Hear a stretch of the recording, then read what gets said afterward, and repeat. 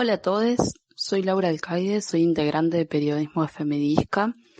Hoy en nuestra primer columna en Hablemos de otra cosa, vamos a tratar algunos temas que están un poquito en agenda a propósito del tratamiento de la interrupción voluntaria del embarazo en el Congreso de la Nación y su media sanción en diputados. Vamos a tratar un poquito este tema en relación con la discapacidad. ¿Por qué? Se preguntarán qué tiene que ver la discapacidad en todo esto.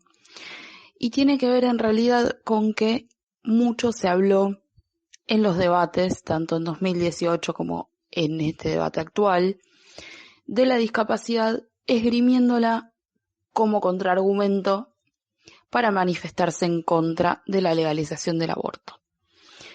A propósito de esto, tenemos mucho para decir, pero empezando a trabajar el concepto de la maternidad en la discapacidad y el concepto de la doble moral en torno a la legalización del aborto. ¿Por qué? Bien se sabe que la maternidad parecería ser algo obligado para las mujeres, no tan así para los cuerpos gestantes en su conjunto, ¿no? Cuando hablamos de cuerpos gestantes nos referimos, por ejemplo, a las nuevas masculinidades trans que tienen capacidad de gestar. Entonces, cuando hablamos de discapacidad y maternidad, un poco se nos viene esto a colación. ¿Por qué la maternidad no es algo obligado en la discapacidad? ¿Qué pasa? ¿Qué cara pone una persona cuando se habla de maternidad en la discapacidad? ¿Qué cara ponen los profesionales cuando se habla de maternidad y discapacidad? Si ponemos este tema sobre el tapete, vamos a entrar en una discusión incluso un poco más profunda.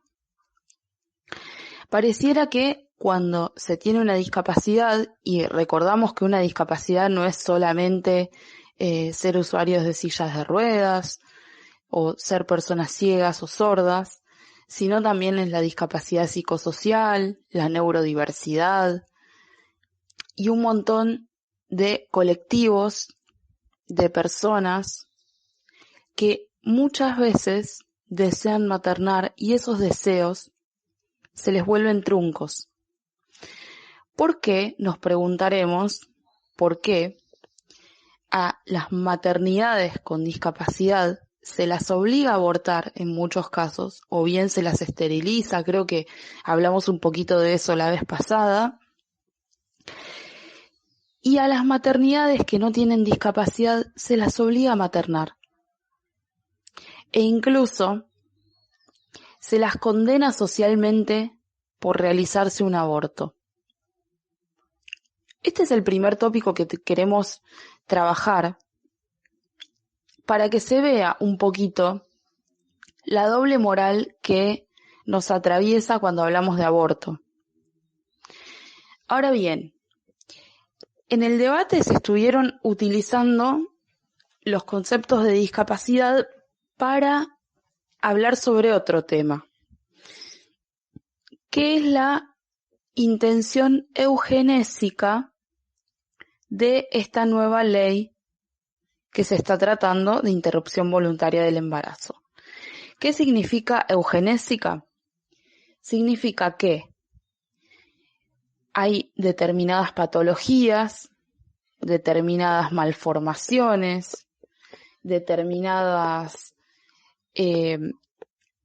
discapacidades, síndromes, que se pueden detectar con estudios genéticos, porque son discapacidades o síndromes que tienen que ver con la genética. Entonces, lo que esgrimen algunos diputados o lo que esgrimen algunas instituciones de la sociedad civil es que se van a aumentar los abortos porque hay malformaciones o porque hay discapacidades que tienen que ver con cuestiones genéticas. Ahora nos preguntamos, por otro lado,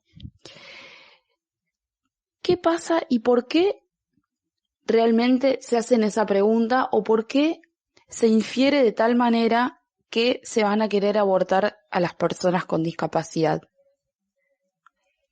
¿No sería una pregunta un poco discriminatoria? ¿Violenta? Yo creo que sí. Desde Periodismo Feminista creemos que sí, que es algo discriminatorio. Es importante aclarar que la ley que se presentó en 2018 y muchas leyes que se fueron presentando, proyectos de ley de interrupción voluntaria del embarazo, tenían causales eugenésicas que tenían que ver como con la actual interrupción legal del embarazo, aprobada en 1921, y que es la actual, la vigente, permiten interrumpir embarazos por malformaciones fetales. Entonces, cuando en 2018 se presentó y se discutió en el Congreso, se debatió durante 2 meses y medio la ley que se presentaba, el proyecto de ley de interrupción voluntaria del embarazo, las organizaciones de derechos humanos y de personas con discapacidad plantearon su disconformidad respecto de esas causales. El punto no es estar en contra del proyecto de ley, sino el punto es estar en contra de las causales que permiten justificar la interrupción voluntaria del embarazo con una malformación fetal.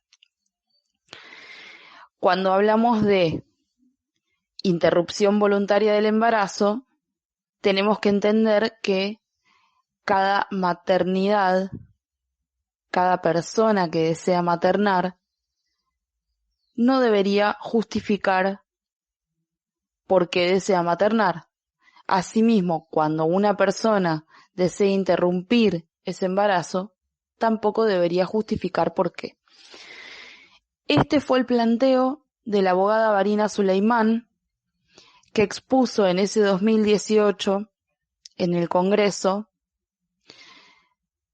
sobre las causales de malformaciones fetales. Y por suerte, en ese año, hicieron caso de esta sugerencia y eliminaron las causales de la ley. Esta ley, este proyecto de ley que se presentó este año, 2020, presentado por el gobierno, no tenía estas causales. Entonces es un poco absurdo que todavía se siga planteando que se pueden realizar abortos de manera eugenésica. Si se realizan abortos de manera eugenésica, ya ocurren. La diferencia es que se producen en un marco de ilegalidad, de clandestinidad, y en este caso se producirían, a partir de ahora, de manera legal, segura y gratuita. Es muy importante hablar de esto porque naturalmente pueden existir razones eugenésicas y existen, de hecho, pero esgrimir que esto se da, la interrupción voluntaria del embarazo se da porque las personas quieren eliminar a todo un colectivo que es el de personas con discapacidad, eso en principio es lo que nos resulta discriminatorio y violento. Desde Periodismo Feminista queremos manifestarnos en contra de la utilización de la discapacidad para estos fines. Creemos que la discapacidad no es un argumento sólido antiderechos. Creemos que la discapacidad tiene un montón de otras urgencias que, si las organizaciones de la sociedad civil están de acuerdo y muy interesadas, se pueden tratar. Como por ejemplo el acceso al trabajo, cuando hay un 80% de personas con discapacidad en situación de desempleo, un verdadero acceso a la educación inclusiva, un verdadero acceso a la cultura y a la recreación, un verdadero acceso a los derechos sexuales y reproductivos. Hay múltiples razones para esgrimir si uno está interesado en las causas de la discapacidad. Ahora bien, la discapacidad hoy no es un argumento antiderechos y esperamos fervientemente que en la discusión en el Senado no aparecer nuevamente como una figurita repetida. Si ahora se acuerdan de la discapacidad, recuerden que la discapacidad está nula en un montón de otros aspectos.